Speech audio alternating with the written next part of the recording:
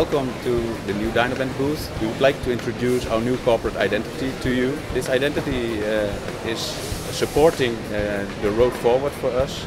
We want to position ourselves as a highly innovative company. For this exhibition we came out with a newly developed, highly innovative tube optimizer. What you can see here is a 3D freeform part which is created from an IGES, which we then measure, and we compare the measuring results with the original IGES. Then we have developed a very unique algorithm ourselves that is doing a calculation to modify the original IGES and correct it. After that we can bend the product again and it will be produced within tolerance. This software that we developed is that it is capable of measuring 3D freeform parts and autocorrect it. Generally available in the market are systems that do 2D autocorrection, but for 3D we are the only ones who have developed a solution for that.